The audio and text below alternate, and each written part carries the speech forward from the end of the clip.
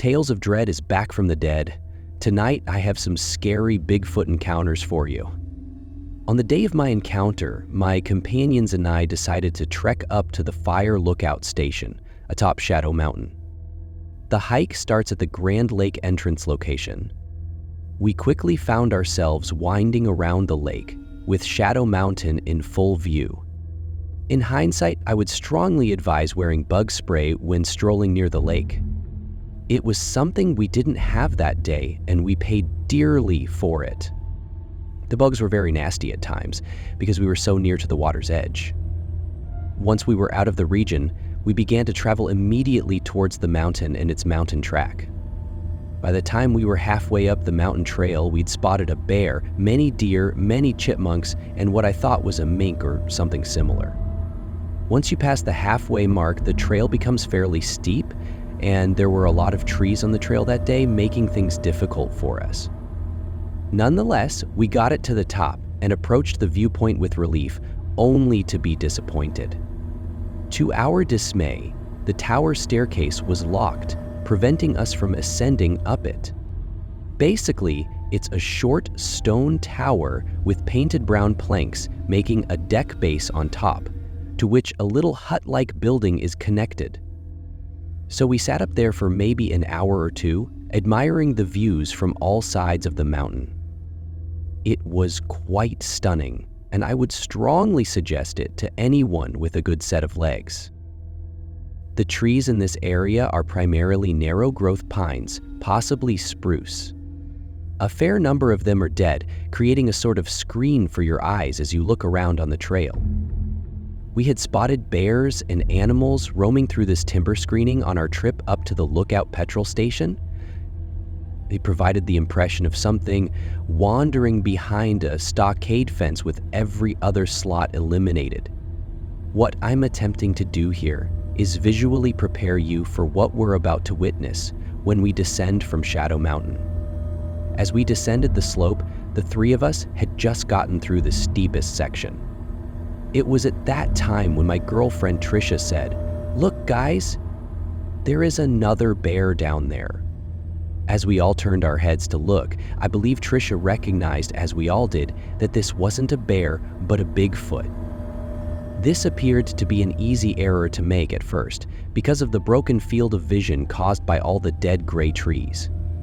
We were much higher than the thing strolling through the trees off to our right. We didn't make any noise other than strolling. Otherwise, I am sure it would have noticed us, but it didn't. This Bigfoot was on a mission, as evidenced by the fact that it never stopped walking. When we first noticed it, we were perhaps 300 or 400 feet away, and we had a nice view at it as it moved down the slope.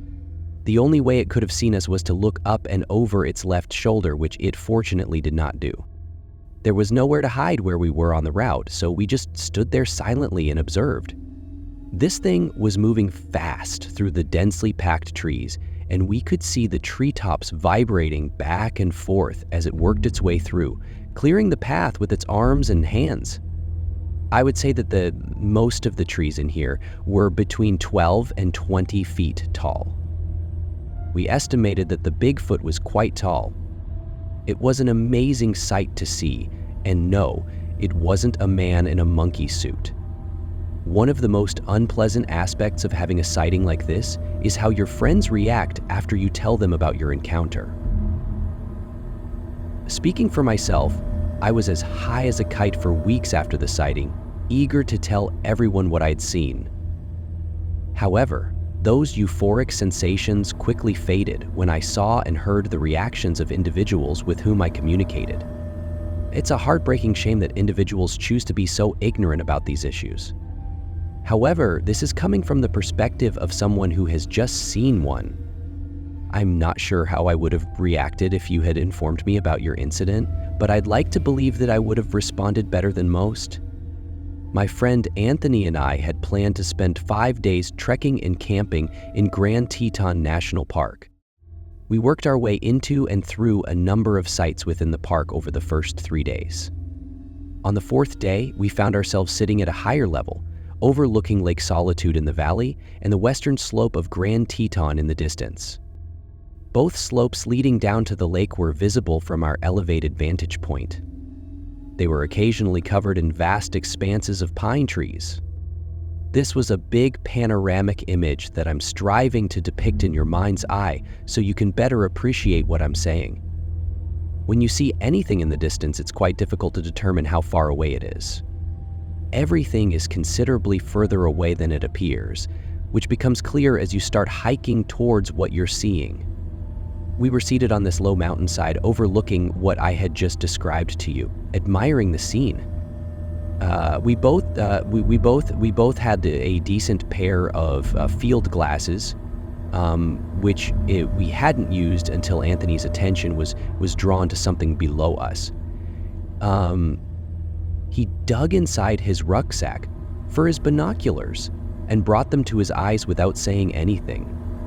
As he proceeded to look closely at what appeared to be a very particular area, he instructed me to grab my binoculars and zero in on what he was seeing. I asked Anthony, "What do you see?"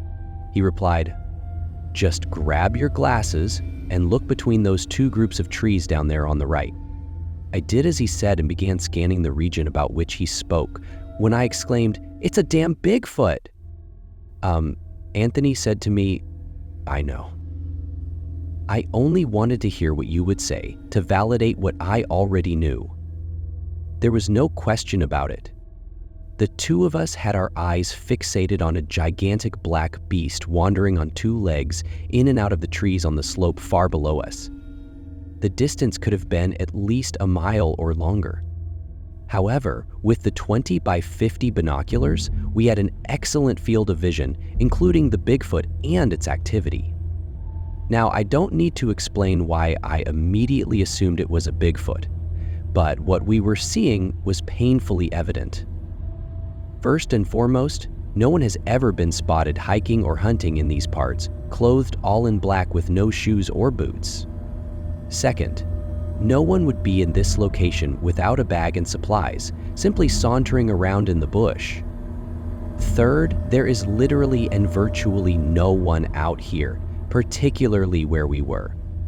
We had seen a group of 3 people coming from a ridge 3 days before, and they were maybe half a mile away.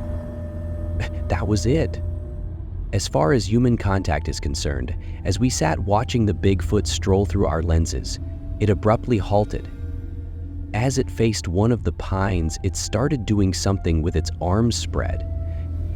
It used its hands in such a way that it appeared to be working, or plucking at the side of the pine. We watched him for more than half an hour. Occasionally, we saw the beast squat, or bend down to pick something up from the ground. Following this motion, the beast would place its hand on its face or lips. I don't have to tell you that this is all distance. We would notice that we couldn't see any details at all.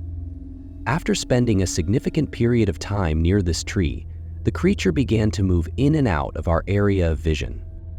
It appeared to be glancing at nearby trees. I believe we had lost sight of it for approximately 45 minutes when it reappeared from the trees and began wandering down the slope, away from us and toward Lake Solitude. To settle the score with those who believe that those who see such things suffer from some form of mental disease, this was like seeing a jet-black Frankenstein wandering through the midst of nothing. Even from a distance, we could see the monster walking with long arm swings and deliberate big strides. The dramatic movements were clear to the eye, yet this monster was not performing for anyone to see. We were observing it from over a mile away at an elevation of 1,000 feet or higher. It had no idea that it was being monitored by anyone or anything. With all of the stories that Anthony and I, as well as many others, had heard about these entities over the years, this sighting had completely sealed the deal for us. Bigfoot is the real deal. My wife and I bought a for-sale-by-owner house in western Pennsylvania. It was an all-cash transaction with a rapid closing. When we went to look at the house, the couple that lived there had a dilapidated tiny cottage in the backyard. The main house was so gorgeous, I couldn't believe there was a rubbish building in the backyard. It was painted barn red and appeared to have been mended 10 times with chewing gum and Band-Aids. However, they were actively using it as a hen house. The entrance door at the end of the home appeared to be holding on by a thread. It was secured with a piece of clothesline attached to the board on one end and looped around a boat cleat on the other. The upper half of the shack's outside sheathing had been removed, exposing the stud wall. This was now covered with chicken wire that had been stapled into place. The lower side of the same wall has a hole cut through it for the hens to enter and exit. Along the outside perimeter was a pen built of pressure-treated 4x4 planks and chicken wire.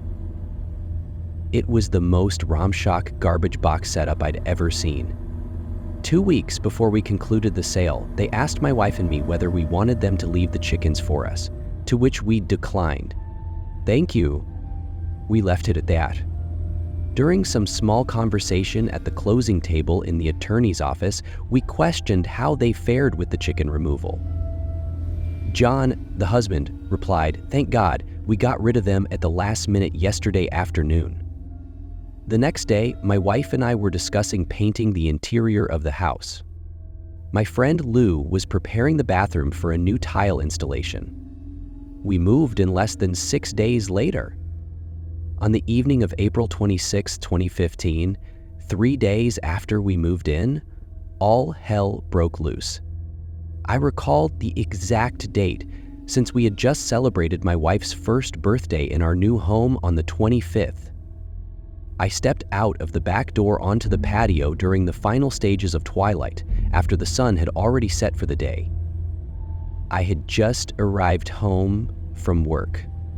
All of the indicators I'm about to describe to you occurred almost simultaneously. As I stepped out the back door, my gaze was pulled to the rope lock on the hen coop. It was unraveled, leaving the door open to the now empty coop. I had pushed the door shut hard behind me while peering at this open door when, without warning, a Bigfoot jumped out of the coop. He launched out in what I'd call a Superman leap straight through the chicken wire, which was now wrapped around him as he fell to the ground. He was massive and came flying out in full force, completely horizontal to the ground, landing on all fours about 25 feet from the coop. He rose to his feet in one fast movement, thrusting both of his arms into the air and yanking the wire from his body. He turned, hissed at me, and then launched himself into the woods behind our house in 3 or 4 successive leaps. I want to call them steps because he covered so much territory with just 3 leg movements. All of this had happened so quickly that I barely had time to process what was happening in front of my eyes. It seemed as if my heart had stopped and I wasn't breathing. If he had tried to get me, I would have been dead meat, but it seems that I had surprised the creature and it simply wanted to leave our yard. In my life, I've never been so near to anything remotely as enormous as this. It was immediately clear to me that it was familiar with the smell and position of this house, which, by the way, stinks like chicken crap, and I was left wondering if it hadn't been here before. When he stood in front of me, he resembled a gigantic cube of animal. It made me think of the old Hulk TV show when Bill, what was his name, morphed into the monster. Bigfoot was completely ripped up in every sense of the term, with muscle upon muscle. He had the most evil-looking facial scowl you could possibly conceive. When he hissed at me, his upper lip withdrew, revealing his teeth. As he did so, his facial skin wrinkled up, generating a thick layer of wrinkles up to his eyes, which were completely black. I saw that the underlying skin had a dark gray tone. Initially, I assumed he was entirely covered in hair, but he was not. He did have a beard, and there was a lot of hair on his face, except for the area on either side of his nose. His ears were excessively small for his skull, and they were flush with the sides. My wife, who works at a local hospital until 11 p.m., couldn't believe what I told her when she got home. Frankly, who could blame her? It was the weirdest and most frightening incident of my life to date, and I hope I never have to go through it again.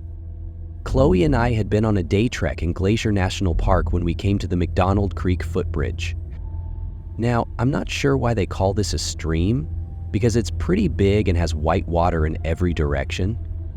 Chloe and I were standing in the center of the bridge, taking in the views and sounds of the creek and enjoying the beauty of the day.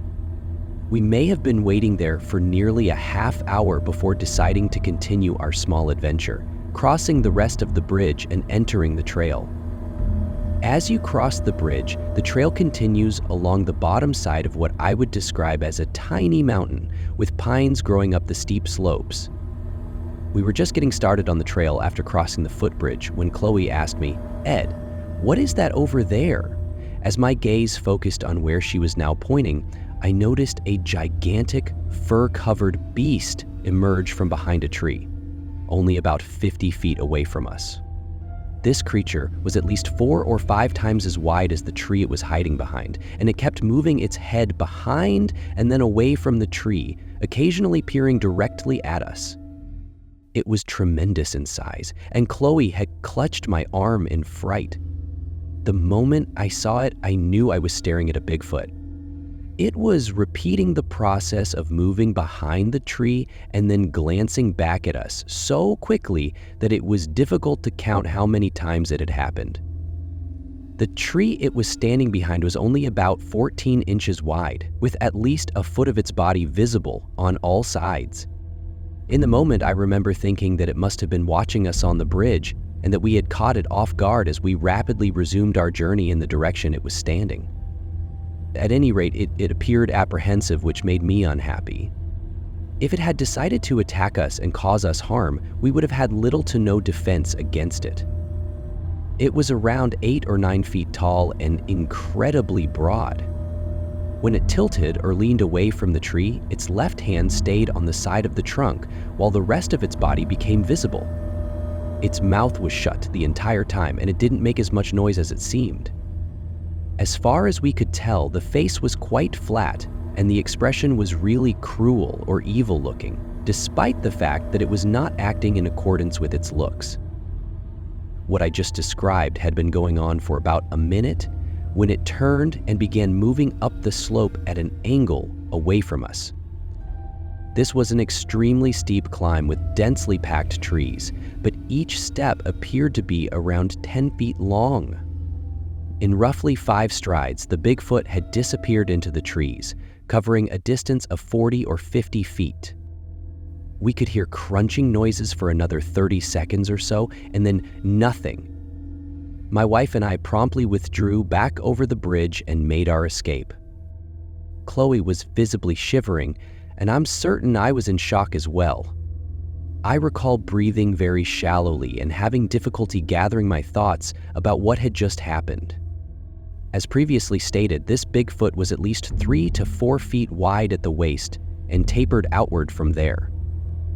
I would guess that the outside borders of its shoulders are at least 6 to 7 feet long. It was really breathtaking for the eyes. Its face was mostly hair-covered, with the exception of the area surrounding and just below its eyes, as well as a portion of the cheeks. Its fingers, which were wrapped around the tree's trunk, were probably nearly a foot long. The pectoral muscles made it appear as if 2 bed pillows were pasted to its upper chest. The biceps were at least 10 inches thick. And when it stepped away from us, I caught a glimpse of the bottoms of its feet on maybe 2 of the steps. They appeared drab and flat to me, similar to the sole of a well-worn shoe. I recall the nose being extremely large and flat against the face, making the lower jaw appear to protrude abnormally from the face. I hope I did a decent job of reporting this observation to you and your readers. Having said that, simple words cannot and will never replace experiencing it firsthand. It was a mix of anxiety and excitement, similar to discovering a pot of gold that could kill you. I am mostly an amateur photographer who specializes in landscape and panoramic images. I'm not sure when or how someone is referred to as a professional in my field, but I've never used that title for myself. I've been doing this for well over 25 years, and many of my photos are available online on places like Flickr. My wife Sandra and I had just descended from higher land, and were making our way through lower crab meadows. I had just set up the tripod to capture the valley and the trees in the meadows in the foreground, with Mount Russell rising in the backdrop. After taking a couple really good images from this angle, the two of us continued our journey through the crab, as we call it. As we progressed, we went up through the trees to a somewhat higher elevation, where the view through the lens changed considerably. I set up the tripod again to get a couple more images. The view from here was magnificent. I was standing next to the camera, preparing for a panoramic image, when a loud pounding sound echoed across the valley. Sandra and I exchanged looks as if to say, "What the heck was that?" We began scanning the surrounding area in search of whatever had created the noise. I should say that we had not spotted any large creatures as we made our way through the crab to where we were now. Sandra was scanning the area around us with field glasses while I used the telephoto camera lens. After a few moments of silence, my wife reported seeing something black moving around the timber on the slope to our right. I asked her, "What do you mean, pacing?" She told me that whatever she was looking at was standing on two legs and moving randomly between the trees. I quickly began searching the area where she was gazing with my telephoto lens, and there, before my eyes, was a gigantic black Bigfoot on the slope. To give you an idea of what I was seeing through the lens, the creature was around 2 inches tall from this distance. I had it in focus, but I couldn't see it or its movements very clearly. It was pacing around exactly like my wife's buzz. It remained in this tiny area, pacing around for around 10 minutes. It abruptly stopped pacing and stood erect, facing the north, with its head held high and hands raised to its mouth. We heard another loud resonating knock. As soon as we heard the knocking, it lowered its arms and resumed its usual pace. Now I must be open and honest with you. My wife and I have viewed every Bigfoot show available to humans 10 times over. We'd heard all these stories and watched people hammering on trees with logs and bats scurrying across the jungle. Until this afternoon, the two of us had seen and heard nothing on our outside outings. On that afternoon, I believe we finally resolved the score. In terms of wood knocks, it is actually a massive and loud vocalization performed by the critters internally. Putting my tongue to the roof of my mouth and sliding my jaw downward allows me to generate a cluck or knock sound. There is no way for me to convey the mechanics of what I am talking about to you, but I can. Whether or not they are doing it in the same way is something you and I have no way of knowing, but what I saw and heard was sufficient evidence for me. There was nothing else in the valley with us, and the sound came just as it raised its head and placed its hands on either side of its lips. The monster was clearly quite tall and broad in height. I'm not sure how big it was because the distance was too considerable, and we weren't going over there to say hello. We can clearly see the extremely lengthy arm length as well as the lustrous black fur or hair. After around 20 minutes, it unexpectedly stopped pacing and moved out of our sight, covering about 300 or 400 yards. As a photographer, I've photographed some unforgettable moments in time. I've showed the same stills to many others that you've seen, and they either don't believe it or have little to say about it. I suppose it's just part of human nature. We have both believers and non-believers. There are some who do and some who do not.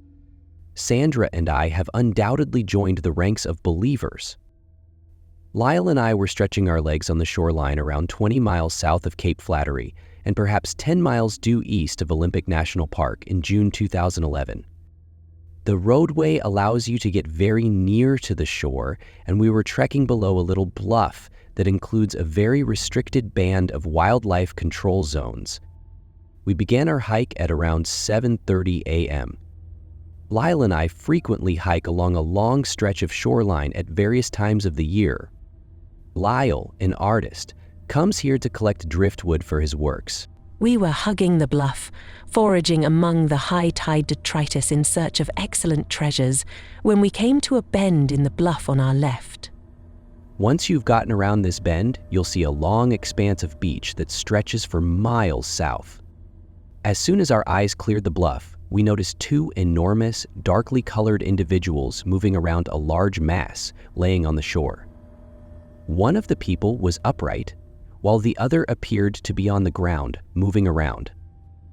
From a distance, it appeared to be two men wearing coveralls or bad weather clothing, so we went in their direction. I don't think we walked another 100 feet before the guy on the ground rose up, and the man who was standing swiftly turned around to stare at us. No sooner had this occurred than the two of them ran off, scurrying up the side of the bluff and out of sight. The entire situation was odd, as it happened in front of my eyes. As strange as all of this may sound, imagine us walking down this lonely stretch of shore and seeing this happen right in front of your very eyes. We continued to stroll down to where they had been, and as we got closer, we realized that the mass on the beach was actually a dead young gray whale. The whale was clearly dead, with massive wounds on its sides. To us, it appeared to be the consequence of a great white, or even a killer whale. It seemed to have perished and washed up on the beach before being eaten. Standing above the whale, I understand what I was watching from a distance was one guy holding up the whale's upper jaw and the other guy doing something on the ground near the whale's mouth. There was a lot of meat, for lack of a better term, and debris laying around the whale's mouth on the sand. It appeared that they had gone through the whale's mouth to harvest its interior. As we stood there, taking everything in and trying to make sense of it, our gaze shifted to the bluff where the individuals had exited. It was quite tall and steep, and that we could see where they had climbed it. We reviewed it and concluded that neither of us believed we could scale at all, let alone at a rapid speed. These two men had made it up in a couple of seconds. Moving closer to the bluff space, we were more aware of what we were seeing. There were many enormous, well-made bare footprints near the base of the bluff. They were comparable to humans, but much larger and more diverse in nature. The two of us, not being dumb, recognized we had just witnessed two Bigfoots scavenging a whale carcass and fleeing up the cliff. With the Olympic National Park and forest being rather close to our position, plus the fact that there isn't much around here to begin with, we knew they were nearby. What we were seeing was now starting to make sense. Speaking for myself, I was thinking, what the heck are two guys doing out here in black fisherman's reindeer? Even if they were coveralls, they would be improper for the day's weather, which was mild at best. I noticed that as they began to run, their movements appeared weird. Their walks and arm swings appeared disproportionate when compared to what we were used to viewing from a human perspective. I believe it would be beneficial to build some groundwork for who I am and what I do. It may be helpful to give credit to what I'm about to say, to both you and everyone else listening. First and foremost, I am a third-generation grocer and now a food distributor. This business, which I currently run and own, began as a grocery store in New York in 1905. Today, after taking over the business from my father many years ago, we are solely a wholesale vegetable distributor to the restaurant and food service industries in New York, Connecticut, and New Jersey. I have a wonderful managerial and employee base that allows me to have a lot of free time, and I can handle the majority of my work over the phone and online. Except for the occasional fly-in, I have resided in a variety of locations across the country during the last 2 decades. I am currently in Washington State. In preparation for the discussion, I was trying to figure out how many days I had spent in the woods hunting. To the best of my knowledge, I spent approximately 1215 to 100 days on the hunt. This would include small and large game, waterfowl, and 8 safaris. I am quite proficient in the disciplines of rifle, shotgun, and bow, and I believe myself to be a competent tracker at this stage in the game. I have seen a Bigfoot, but that is not why I wanted to speak with you. I discussed some evidence I discovered as well as a small experiment I conducted in the aim of improving the case for Bigfoot's existence. I don't need anyone to convince me. You understand.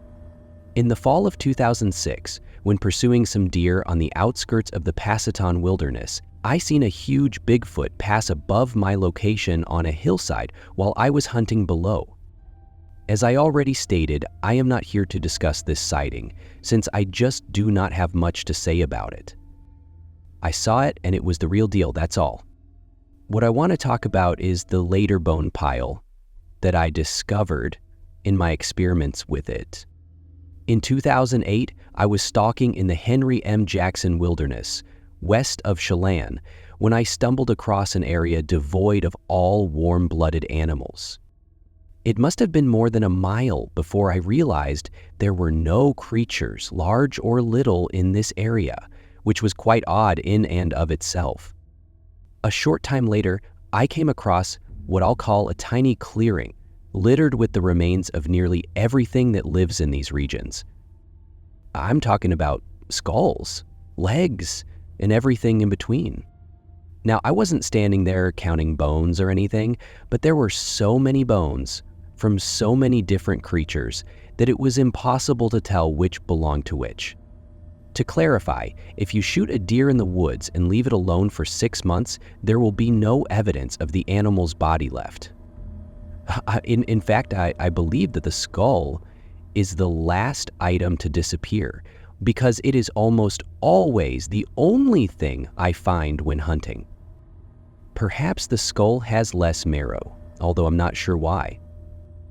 Regardless, the fact that all these bones were present and there was no animals surrounding piqued my interest. I planned to conduct some tests in the area for the next year or two. 3 months later, I returned to this location and killed a deer about 2 miles away from the bone pile. Now, what I did was not proper hunting practice, but it was an experiment, and I disregarded all the rules for this one time. I shot the deer and left it in the woods so that I could return later and record what happened to the carcass. I'd seen a show about a place called Farm many years ago. This is an outdoor forensics laboratory where human donor remains were left in various states outside to measure decomposition rates under various conditions. This study would then improve law enforcement's ability to pinpoint the time of death for victims discovered buried, lying in the woods, or even in car trunks. Just so you know, you can look up the same documentary he's talking about on YouTube by searching for The Body Farm. Regarding the deer and my inability to come in here every day, I estimated that it would take between 4 and 6 months for this creature to depart without a trace.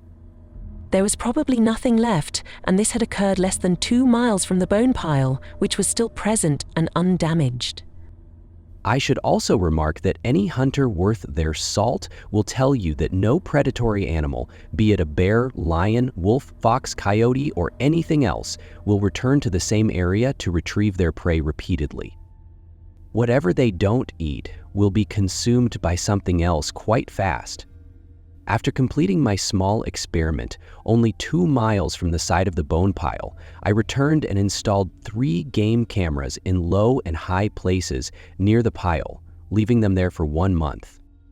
When I walked back in to get the cameras, not a single image had been taken. I reset the area and returned a month later to discover 2 of the cameras stolen and 1 broken on the ground. It appeared to have been hit from the front with what I'd call a punch. I say this because there was no evident damage to the plastic from a rock or log. I took the camera home and disassembled it on my workbench, hoping to save the card. Fortunately, the card remained untouched by the onslaught. When I looked at the card, there were 2 photographs. The first photograph showed what appeared to be black fingers or a hand that had come into view from the side, although it was very hazy. The second image was entirely black, as if the lens was facing or being held against something dark in color, and that was it. After doing my experiments, I am convinced that the bone pile is a spot where a Bigfoot returns repeatedly to eat. For what purpose, I am not sure. Second, the creatures in the nearby region will have no connection to what this creature touched. For a long time, I kept my distance from the entire neighborhood. It's also odd that when I initially arrived in the location, all life in the woods appeared to be gone, despite the fact that my deer had been totally consumed 2 miles away. This made it plain to me that the Bigfoot's saliva on these bones, or something related to it, had formed a huge berry around its prey. At least one thing is clear to me now. No one in the forest wants anything to do with Bigfoot. Within any other species, animals will compete over another's kill. If nothing else, they will return to grab their fill of whatever another has left behind. My wife Edna and I had begun our journey in the Sead Valley and were making our way north via the Rogue River, Siskiyou National Forest. Our destination is the Red Buttes Wilderness area. Edna and I had visited this place numerous times and probably knew it better than anybody else on the planet. We began early and were in what we called the red zone around midday. We were sitting side by side on a log, backs to a tree line and facing a tiny field. We had been sitting calmly for approximately 20 minutes, enjoying our lunch break, when we heard something rustle behind us and to our left in the trees. I twisted my head to look but saw nothing. My wife had done the same thing while we continued to eat. I don't mean to seem like hearing something rustling is a big problem because there is so much animals in this area, but every noise does and should draw your attention when hiking. During our many hikes, the 2 of us have encountered a number of bears and even cougars. A few minutes later, while I was retrieving my nasal inhaler from my pocket, we heard what sounded like a tremendous crack, followed by the sound of a tree dragging over the ground. That's what I thought at the time.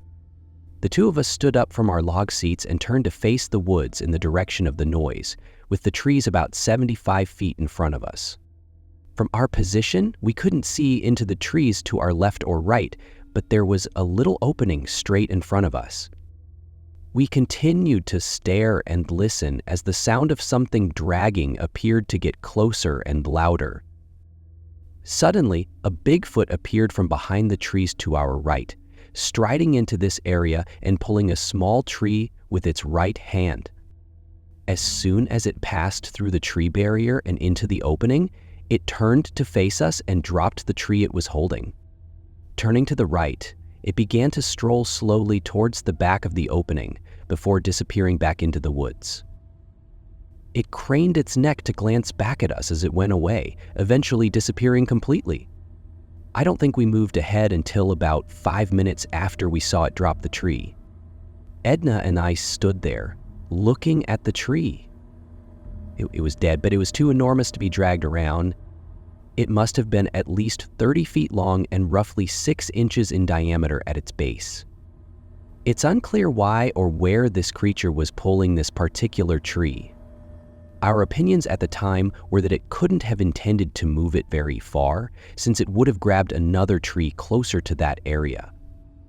It must have been traveling to or dwelling near where we were standing. I'm sure Bigfoot was as astonished as we were to see it. I say this since we had a decent notice after hearing it coming.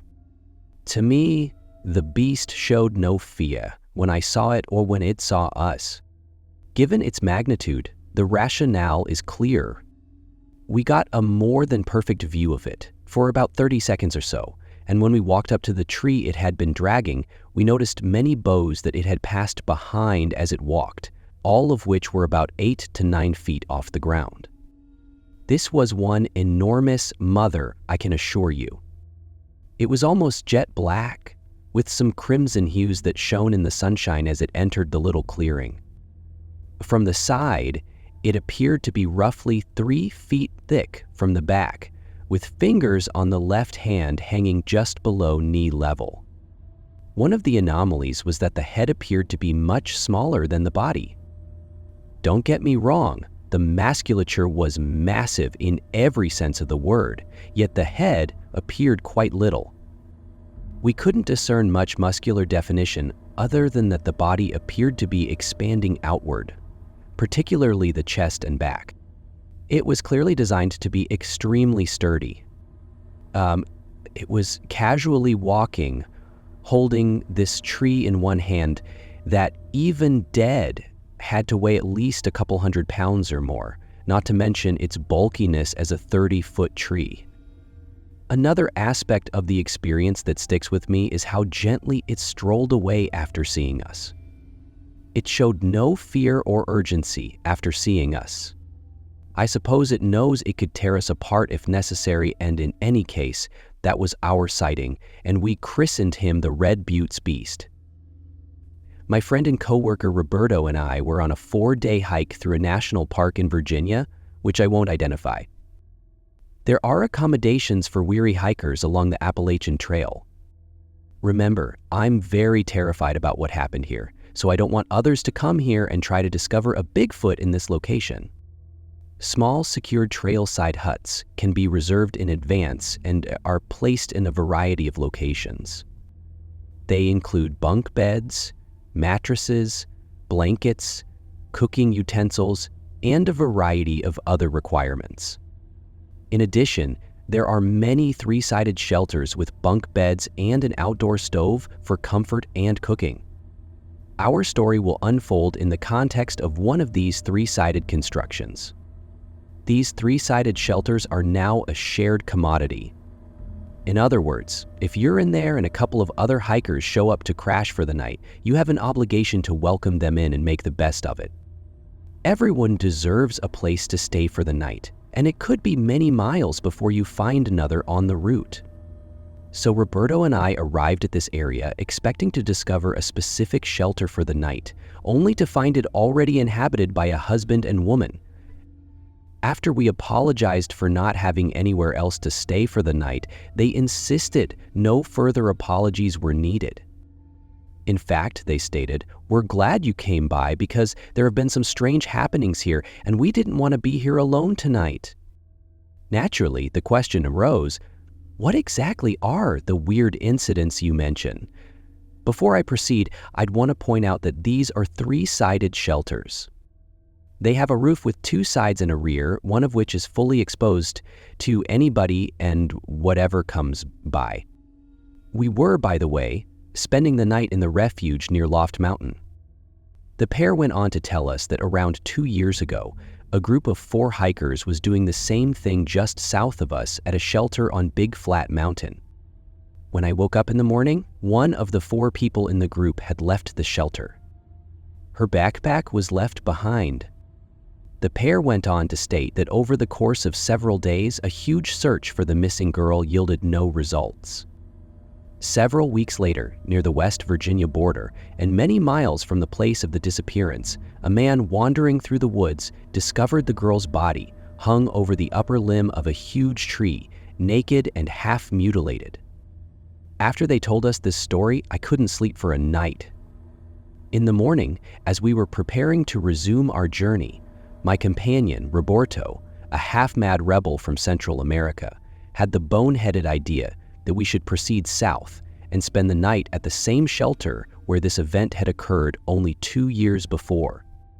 I told him he was insane, but after much back and forth about how creepy it was to do this and that, I gave in to the plan and we went.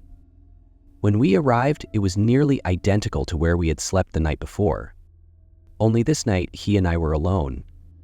As the sun set and the evening changed into darkness, I had been out for well over 24 hours with no sleep during the night. To be honest, I didn't want to fall asleep there that night. It must have been near midnight when I looked at Roberto, who was fast asleep. This guy could fall asleep while sitting on a curb in a blizzard and I would still be awake. Not only had we heard the narrative about what happened here, but there was definitely some strange leftover component to being here. I was uncomfortable the entire night, as if we were being watched very intently. By whom or what, I'm not sure why, but I couldn't get it off my mind. Speaking for myself, the sun couldn't come up soon enough, and I regretted listening to Roberto's outburst about wanting to come here. He was sleeping, and I had been mentally tortured during the night in the shelter. Nothing had happened throughout the hike, and we planned to finish in the morning. The question that lingers to this day in my mind, and I believe in the minds of many others, and the reason for my contacting you in the first place, is who or what is capable of transporting a human being many miles away only to dismember them and place them in a tree for safekeeping. That's what truly blew my head about the whole situation. Are you prepared for a bedtime story? This tale is not mine. It's actually my father's. Every other summer, he travels to Maine with a few companions to go bass fishing. The incident occurred approximately 2 to 3 a.m. My father got out of his tent because he needed to pee. While draining himself, he heard a shatter approximately 25 feet away. He peered up, but saw nothing. To ensure it wasn't a predator, he aimed his flashlight in the general direction. He couldn't see anything save for a pair of eyes because the woods were so thick. He couldn't determine how high they were from the ground, so he walked towards it. And as he did so, whatever it was scurried away, giving my father a better look. He claims it was around 8 feet long and smelled strongly like garbage. He told his companions the next day, but they chose to stay for the rest of the week. Because my father didn't believe the Bigfoot intended to harm them, but was simply interested. He came home and told me, and now, a few years later, I'm telling you. I hope that one day I will be able to see what he saw and totally understand that this world is odd. I have had numerous paranormal encounters, but this is not my tale. This is my mother's. My mother and uncle had to go pick up my grandmother. She worked in a little town named Red River, and the blizzard was so awful that my grandmother's car wouldn't start. So she advised my mother to bring her up and be careful because the roads were slick. My mother told my uncle to accompany her, and they arrived at Cuesta, New Mexico, driving slowly due to the severe storm. While driving, a big monster began wandering across the street. The creature was around 9 feet tall, had white fur and enormous jaws. It glared at my mother and uncle before turning away and running into the woods. They began chatting about it, and the next day they both agreed that it was a Bigfoot, so my uncle went to the region. He discovered footprints and took a picture of them. Creepy things happen on a daily basis in New Mexican mountains. It was the summer of 2015, and I was in 12th grade. I went on a camping vacation with 2 other buddies in Alberta, Canada. The drive up was usual. We arrived at the campsite, and one of my pals, Jeff, had brought his girlfriend, Jane. So when we arrived at our campsite, we unloaded our luggage, ate lunch, and then went for a trek at 3 p.m. We returned at 5:15 and sat around the campfire for about 4 hours telling silly stories and such. But this is when things grow too real. We began to suspect that we were being observed, which was strange given that there had been no one around us for about a kilometer. So we assumed it might be a fellow camper, so I screamed out, "Hey!" but got no response. So we simply disregarded it. Later that night, I awoke to the sound of twigs snapping. I looked out of the tent and saw a beast. About 20 meters away from the tent, it was 8 feet tall with nut brown hair, and that was all I could see in the moonlight. So I woke up my friend, and he became pale. He cautiously closed the tent zipper and looked at me, saying, "It's just outside." I told him that was impossible because it was only 20 meters away. To begin, my name is Doug, and my father and I are avid hunters who are familiar with the woods in which we hunt. Well, we traveled to West Virginia to go black bear hunting. I was back at camp, recovering after an early morning bear hunt, and my father had gone out to hunt for the afternoon, and I knew where he would be in case of an emergency. Well, he gets to his location and stays there until the sun goes down, at which point he begins to return to the side-by-side he took to get there. On his way back, he heard footsteps, and remember, this is in the mountains where only hunters and a few locals know where they are.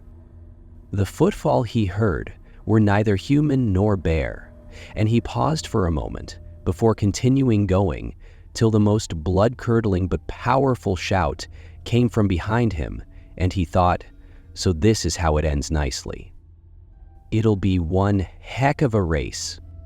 If he goes to the side-by-side, as soon as he gets in, something runs up to him and throws a massive rock at him. My father returned to the camp where I was waiting for him, and it was the first time I had ever seen him afraid. He didn't get out of the camper until it was time to leave, and we left with no further problem when we returned. Let me start with a few disclaimers. This is not my story, but it's a buddy of my grandfather, and I was told it a few years ago, so the recollection may be vague. And while it may not be alarming to most people, I thought I'd post it anyhow. Also, I apologize for any faults in the story. At the time of writing, I was recovering from a concussion.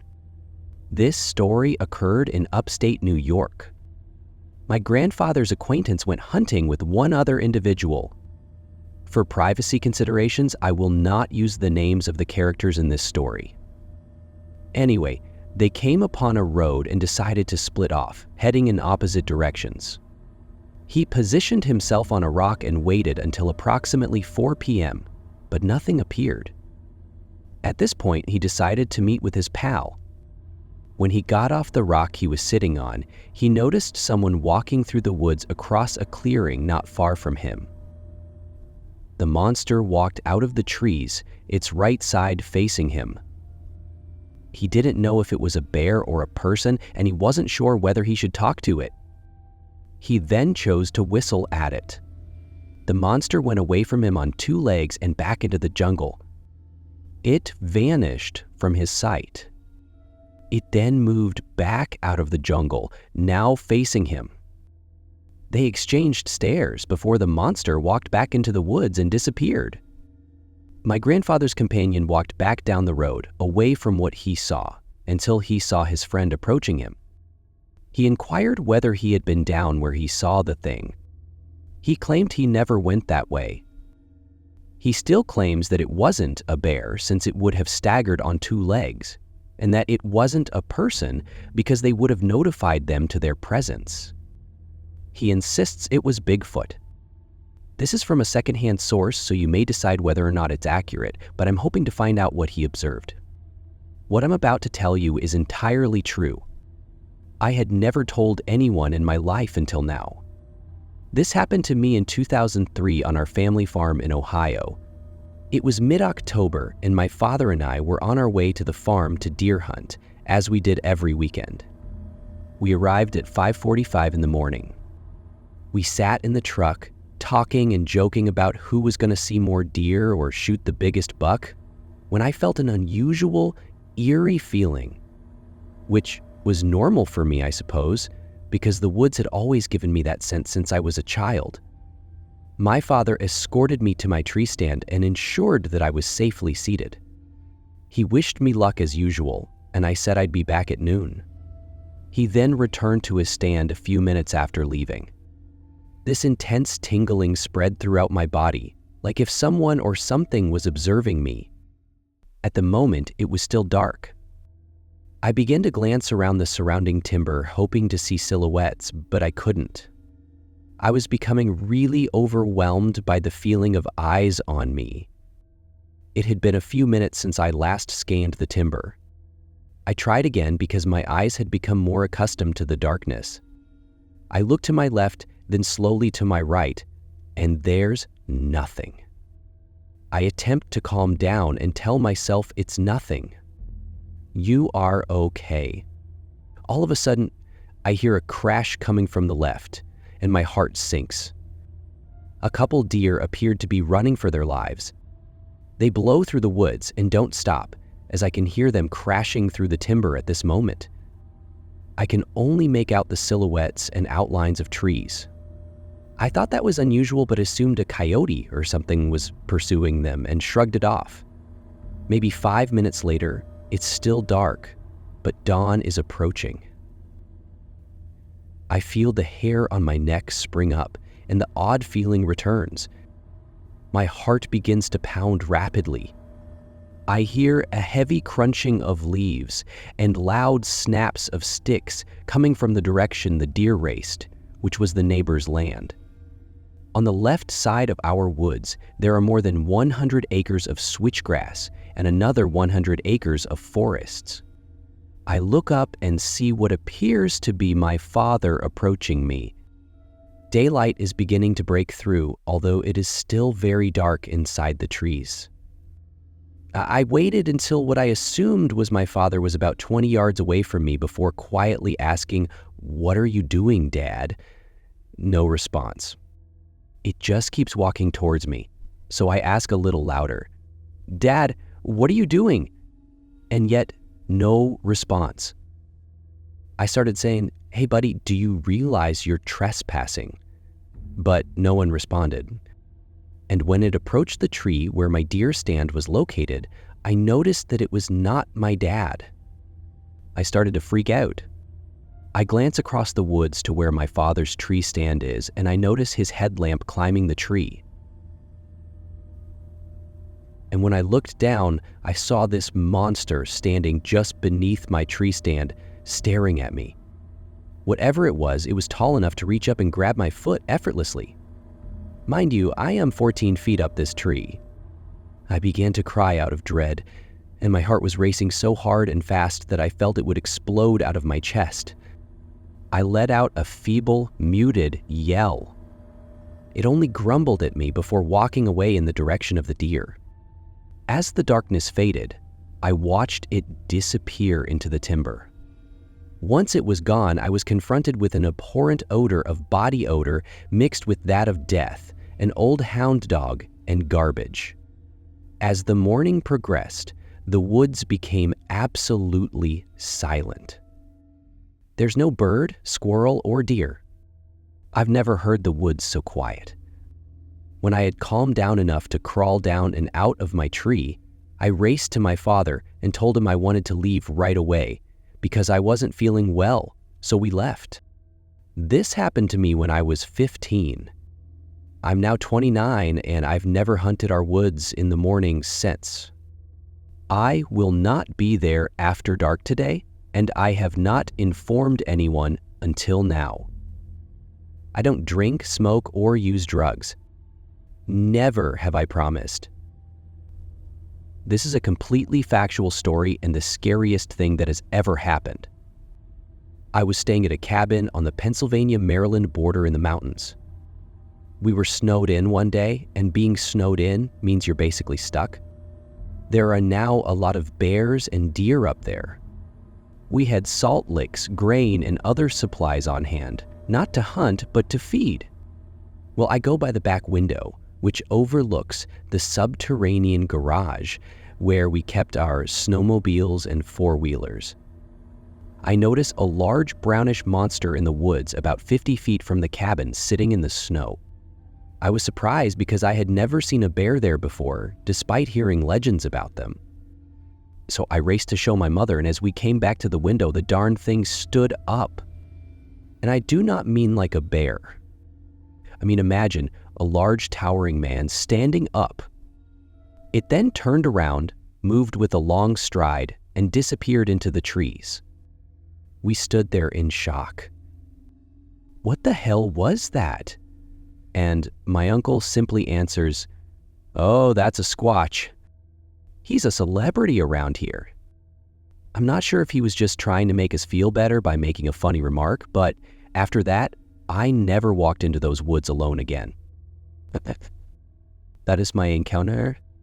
The woods where my father grew up had an ancient abandoned house, or houses, dispersed around them. I am from the Hudson Valley. Anyone from that area is aware that the woods contain old houses, or at least their foundations. Anyway, when my father was younger, he and everyone else would climb the mountain to an abandoned house. He claimed it contained vintage black and white nudes, but a lot of kids would go up to smoke and hang out, so many of the items were simply shattered. Part of the route up the mountain consisted of climbing up a cliff, or rather, a flat rock surface that you had to scale. This was also his normal route down. So one night, he went up alone and began working his way down. Night was falling, and as he was lowering himself down, the drop-off he felt had a strange presence, and he looked up to where he was standing. Essentially, what he saw was a fleeting view because whatever it was prompted him to climb down the mountain and go home. He described it as being quite tall, looming over him and covered in hair. It wasn't a bear, based on the glance he received. Normally, you'd take things to your parents and tell them you're skeptical, but following a recent trip to his mother's and her relaying some of the events he told her, it only made it more credible. There's also the whole, you'll see what you want to see thing, so who knows? To be honest, I am scared of densely wooded locations.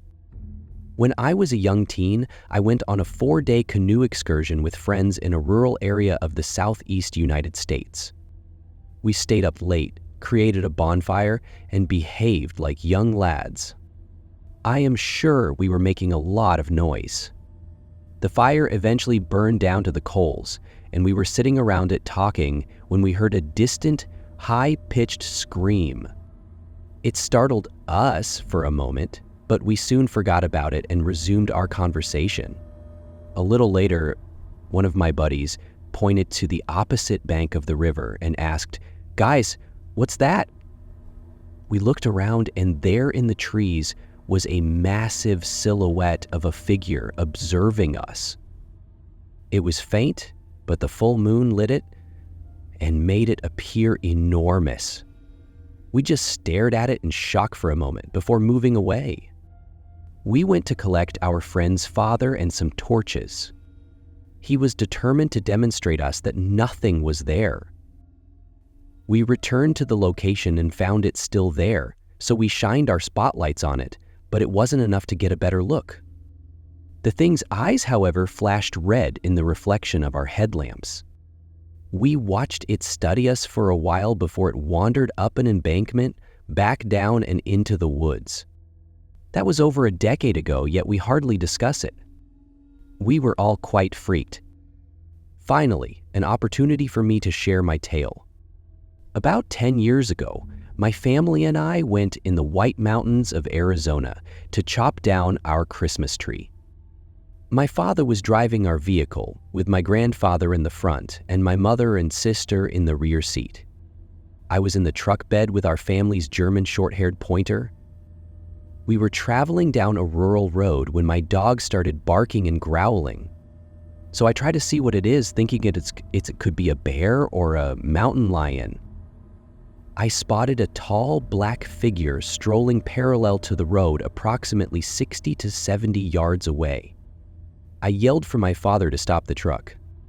When I informed him I thought I saw Bigfoot, he chuckled and continued driving. When I returned to take another look, the figure had changed course and was heading away from the street. The last thing I saw was the monster's head disappearing down a hillside. I still don't have an explanation for what I witnessed.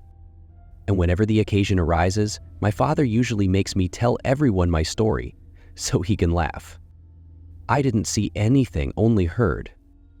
I lived in rural Massachusetts. For those who are familiar, this translates to miles of woodland, with spaced-out suburban neighborhoods in between. I was strolling along my grandfather's logging trail, preparing for his funeral. I am also an obsessive mushroom collector. Therefore, I am constantly walking slowly and peering at the ground. In general, my friends despise me. So I come to this cool, tiny, white-capped mushroom and stop to snap a close-up picture of it. And then I hear it. The easiest way to explain it is as if someone with a lot of flesh on his knuckles was pounding a tree. Now I know what a deer sounds like when they stomp to protect their children and smash their antlers against trees. I've heard of bears, fisher cats, moose, and pretty much every other species in western Massachusetts. So I looked up and frightened out. It was quite rhythmic. Thud. Thud. Thud. It continued for minutes at the same tempo. So, being the curious guy that I am, I let out a whistle that could not have been mistaken for a bird. Following my whistle, I hear a low, rapid whistle back. My first impression was, oh, it must be some asshole logger scooping the land past the no trespassing gate. I'm aware of my ignorance. So I cry out, "Hello," almost as loud as I could. Then, whatever it was, sprinted away quicker than I'd ever heard a human run, and based on my experience with deer, dogs, moose, and bears, I believe I could have reasoned it as a four-legged thing. I know what they sound like when they run, and this sounded much more like a two-legged thing. That is without a doubt true. What doesn't make sense is that the two-legged thing that fled from me quicker than any two-legged creature I've ever heard of also sounded like it was worth at least piece 250. The steps were loud and frantic. Many people believe Bigfoot has a spiritual link to the forest, and by extension, the creatures that live there. I don't think it's a coincidence that this happened on the day of my grandfather's funeral. I ran all the way home and have not looked back. Okay, so I have a story about what occurred to me and my friends. To establish the atmosphere, we were on a Boy Scout camping and shooting trip. There were 20-30 of us. We were in a little cabin with front and back windows and doors. There were wooden tables throughout the area. The adult cabin was about 1/8 of a mile along a dirt road in the dark. Because it was Boy Scouts, there was clearly a buddy system in place.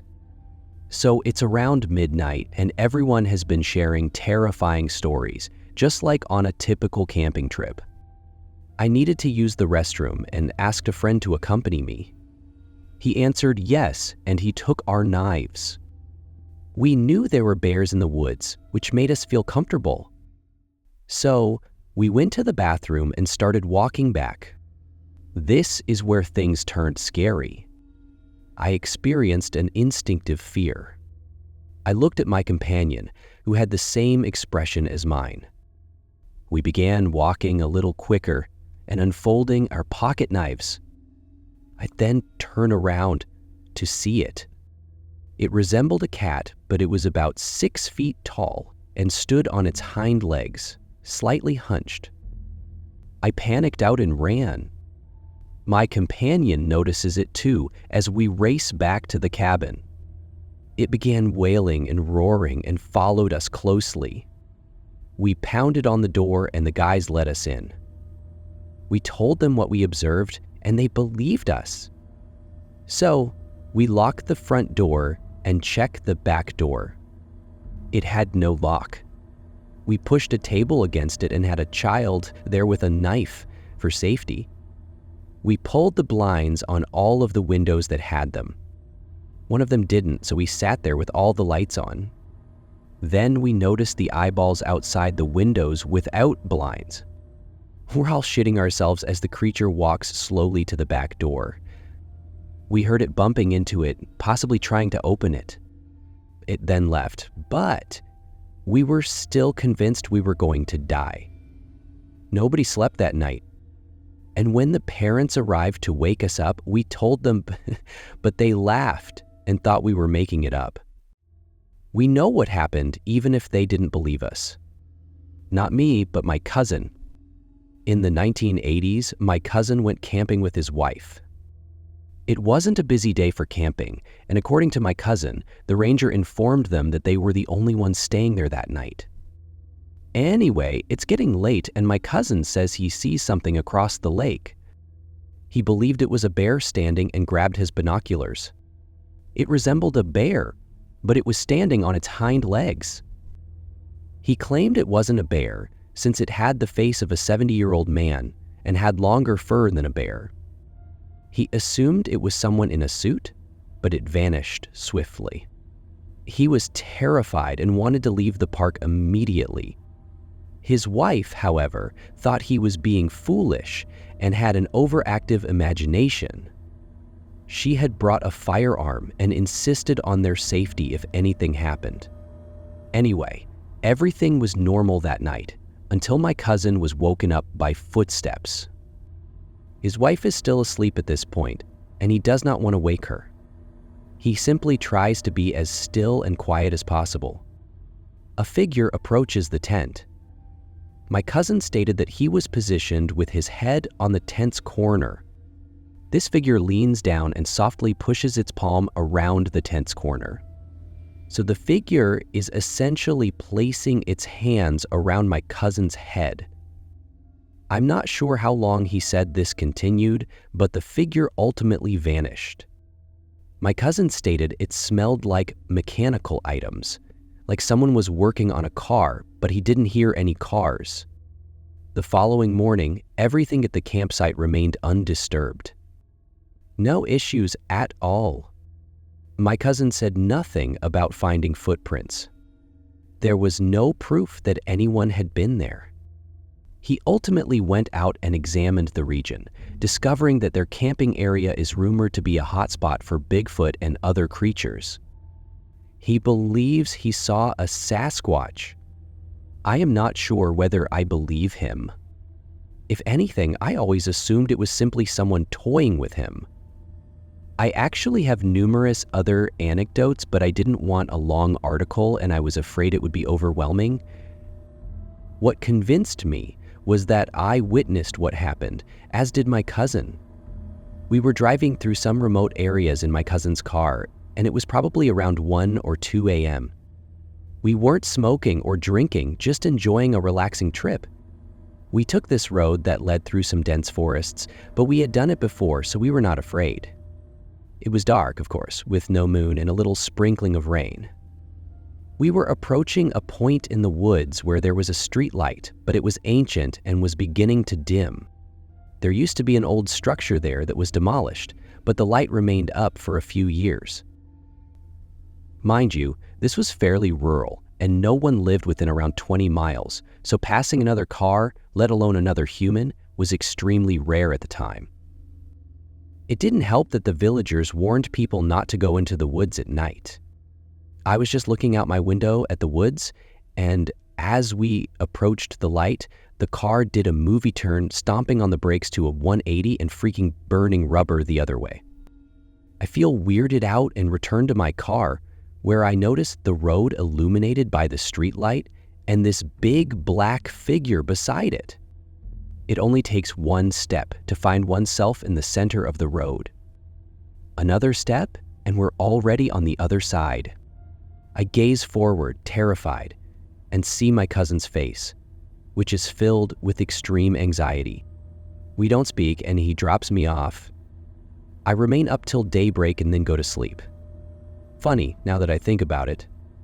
We never talked about it, not even after it happened. But yes, we saw Bigfoot, and the locals had quite similar stories. Last October, I spent around 11 days in California, following my brother's wedding in San Diego. I really wanted to drive around the state and visit California landmarks that have piqued my interest over the years, and I enjoy driving almost as much as I do vehicles. I don't believe in Sasquatch, but I would never dismiss another person's experience, especially if I wasn't present. So off I went. Clipper Mills is located in the Sierra Nevada foothills, approximately 70 miles northeast of Sacramento. Last year, a dam nearby was on the verge of failure. Pretty remote. So, after Bodega Bay, I go across the state to my destination, arriving near Sacramento in time for a late dinner. So it's after dark when I get in Sacramento in time for a late dinner. Very dark. It takes me a long time to get there due to the winding roads. I wanted to get to the precise location where the individual who submitted the video parked that night. He didn't say anything in his video, so I looked through YouTube comment sections and similar videos to learn more about the spot. Around 11 p.m., I pulled my leased Camry well off the dark 2-lane road to avoid the limited traffic. I saw no one, so I sat in the black inside, listening for almost 20 minutes as my eyes adjusted to the darkness. As I sat there, all I could hear were insects and nothing moved. I eventually climbed out of the driver's side window into the dark night, refusing to turn on the car's interior illumination. Armed with my no-service cell phone, a handheld GPS to help me find my way back if I get lost in the dark, and a red flashlight to use with my telescope, I wait there right by that car window for a solid 2 minutes before summoning the bravery to leave my Camry. Eventually, I walk up the road, still hearing nothing but insects. Suddenly, without thinking, I turn right and head up into the trees. My feet are crunching pine needles now, and I think I sound like Bigfoot stomping about. After approximately 20 minutes, I stopped to listen and added to the insects. I hear a faint shrieking sound far away from the blackness that does not sound insect-like at all. It has more consciousness. The now completely dark-adapted mind whispers that it sounds like a human in distress or a huge primate. I stay still. I also hear something little darting around in the underbrush, followed by a minute later by the same sad scream, but this time closer. It's time to return to the car. As I go back to the car, I hear a creepy sound every 20 to 30 seconds, which is now coming from both behind and ahead of me. Shit. It appears to have some form of vocabulary presently. Vocalizations range from guttural to high-pitched and everything in between. My mind is currently having fun toying with me. I've never been happier to see a Camry in my life. I believe I started it before my ass was in the seat and half expected to see dozens of red eyeballs blazing at me in the headlights of the dark woodland in front of me.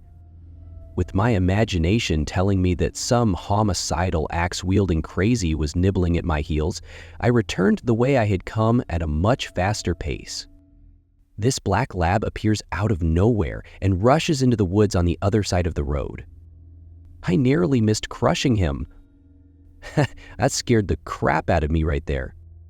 I slowed down somewhat, and the notion of nearly mowing down an innocent mutt overwhelmed me.